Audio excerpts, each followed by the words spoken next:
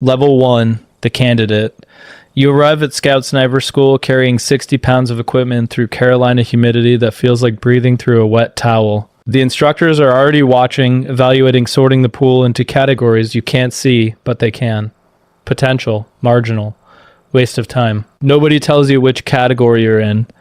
Nobody tells you anything except where to stand and when to move. The attrition rate is 70%. They mention this on the first morning like it's weather information. Just another fact about the environment you've chosen to enter. 7 out of 10 of you will be gone before the end. Some will quit. Some will be cut. Some will simply break in ways that aren't immediately visible but become obvious over time. Your first week is stalking. Not shooting, not ballistics. Moving across terrain without being seen.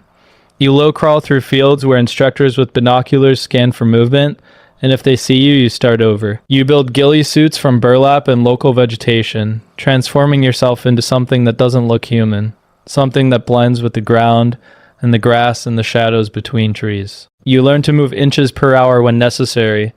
You learn that patience is a weapon more valuable than any rifle. You learn that the sniper's greatest skill isn't shooting, it's becoming invisible. The candidates around you drop out in clusters. One quits after a night exercise that left him hypothermic and questioning his life choices. 2 are cut for safety violations on the range. 1 simply doesn't show up for formation. One morning his bunk stripped, his gear returned, his decision made sometime in the darkness. You stay, not because you're the best, but because you refuse to imagine leaving. Every crawl through mud that gets into places mud shouldn't be. Every hour of stillness while insects explore your motionless face.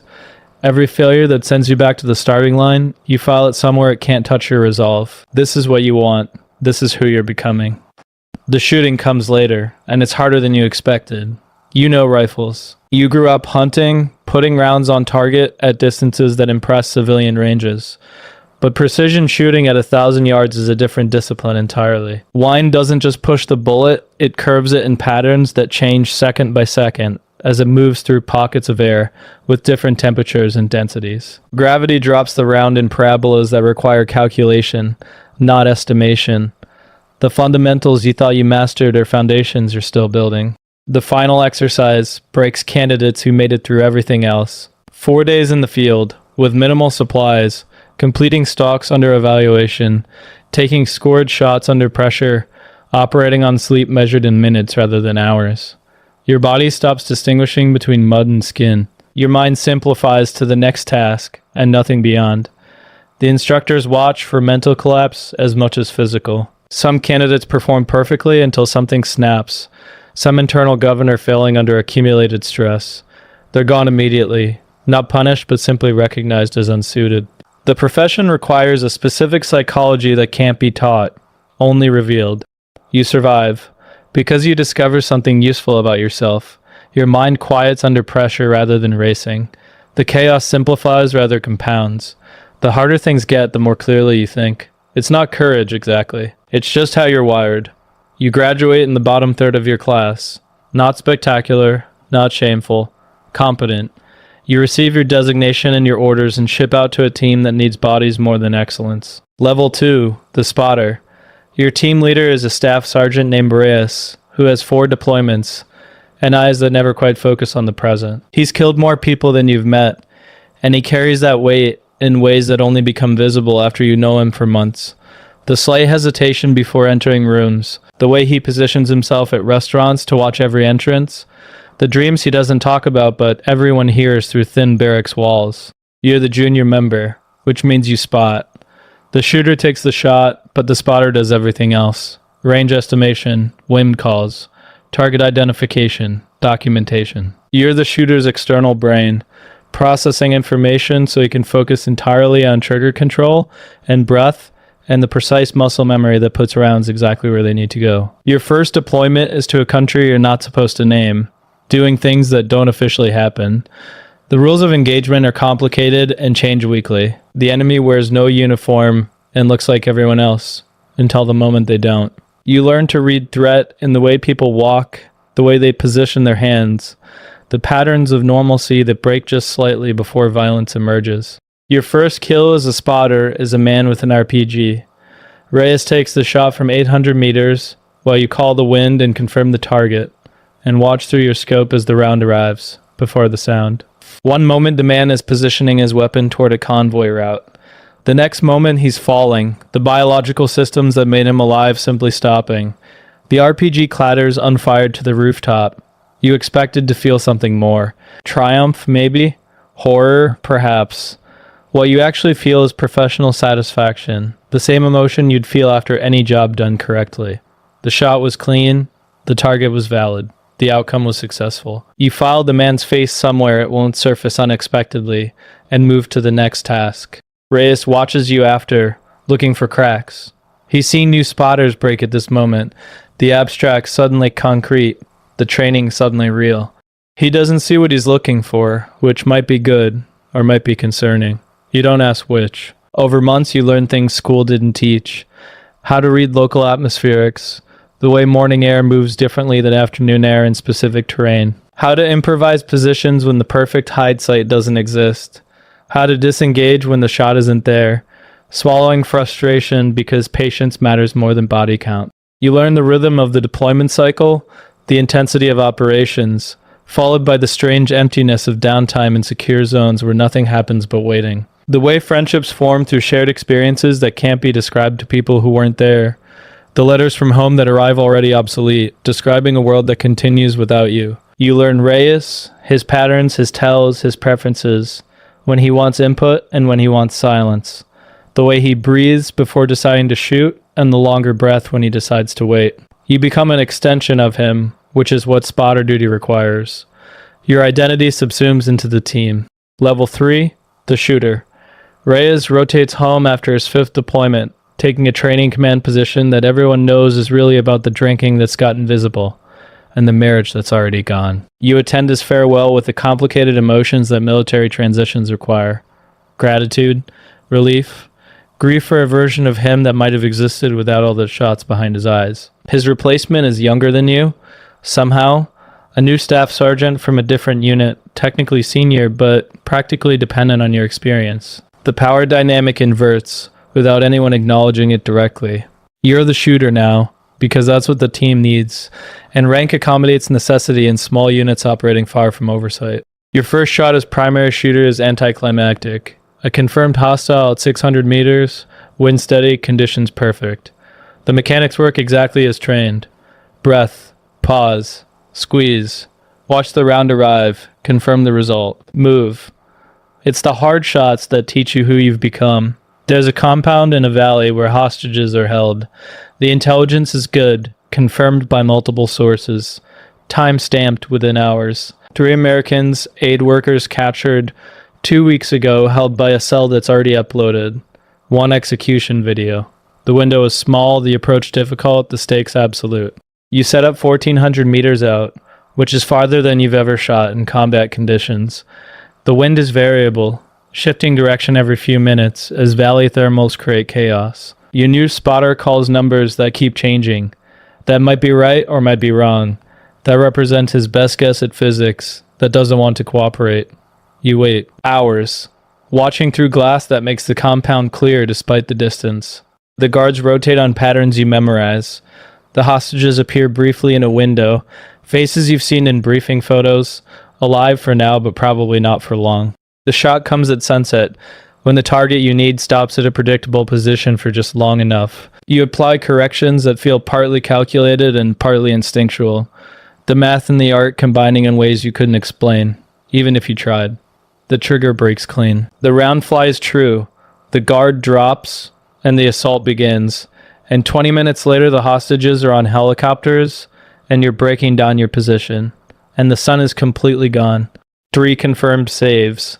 3 people who will live because of the shot you made. This feels different than the others. Not better or worse, just different. The weight redistributes slightly. Level 4, the instructor. You return to the school that made you, now standing where the instructor stood, evaluating candidates who remind you of yourself 8 years ago. The cycle continues. The institution persists beyond any individual. Teaching reveals gaps in your own understanding.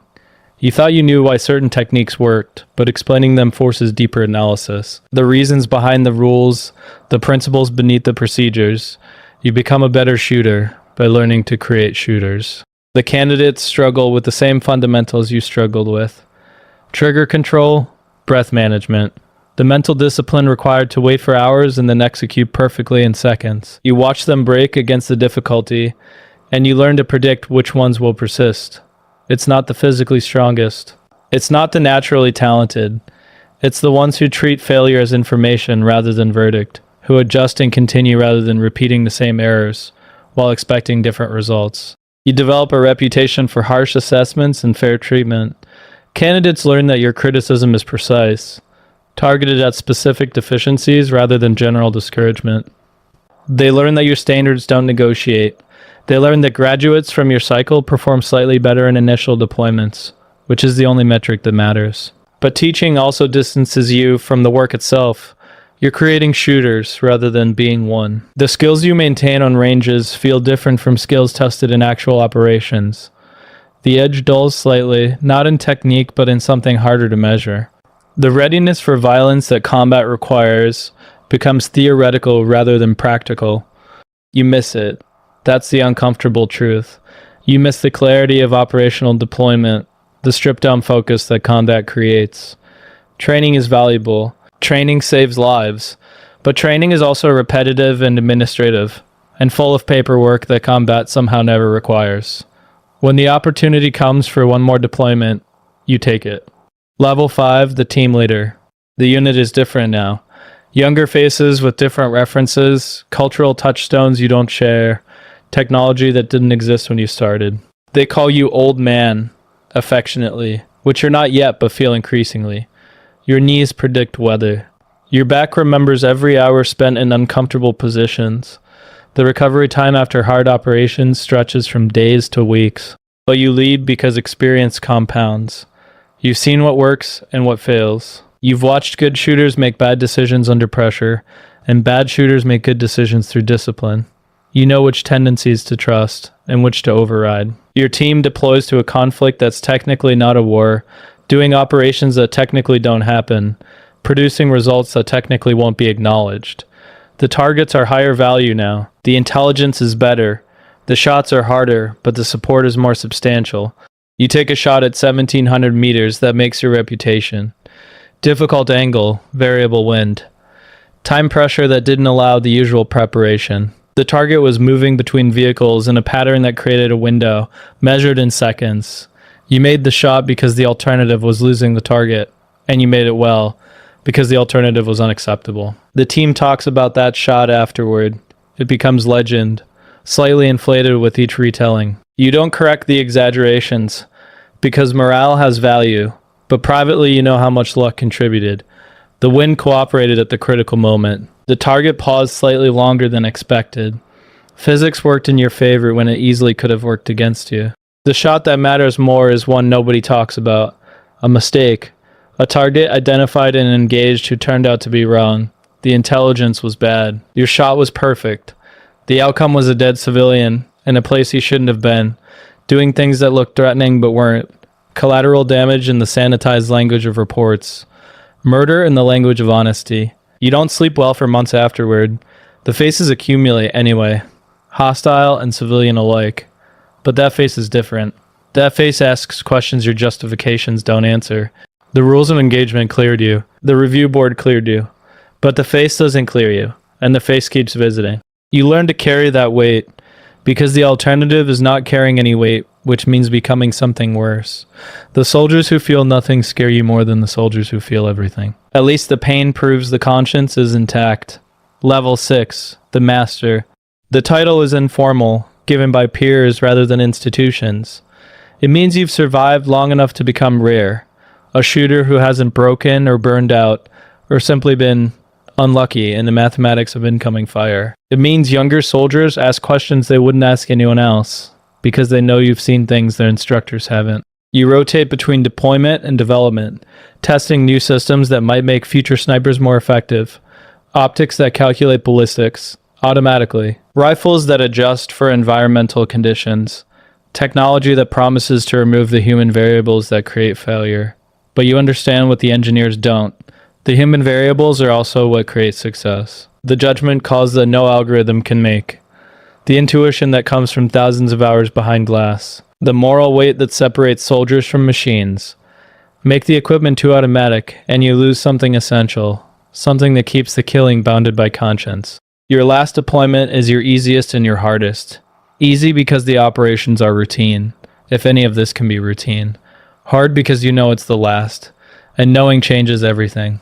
You watch your team with awareness of ending. You appreciate shots that would have been unremarkable years ago. You document experiences you'll never have again. The final shot is unremarkable.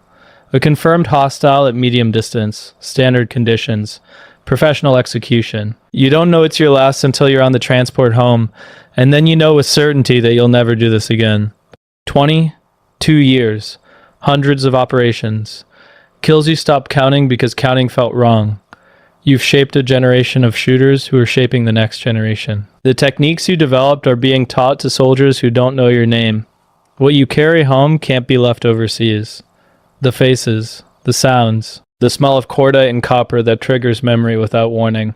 The hypervigilance that served you well in combat but serves no purpose at a suburban grocery store. The relationships sacrificed for deployments, the connections that couldn't survive the person you were required to become.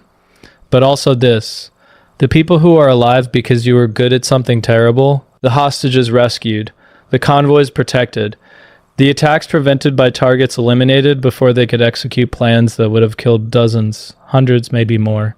The math doesn't quite balance, but it's not supposed to. You did what your country asked. You did it better than most. The scope goes in a case that goes in a closet that you don't open very often. The skills remain, slowly dulling through disuse, available if ever needed, but hopefully never needed again. The identity persists beneath whatever civilian surface you construct, because you can't unknow what you know. Some nights you dream of shots you didn't take, the moments of hesitation, the targets that moved before the decision resolved. You wonder about the lives that continued because you waited, and whether those lives did good or harm in the years that followed. You'll never know. That's the nature of the work. One shot at a time, one breath at a time. The discipline holds until the end.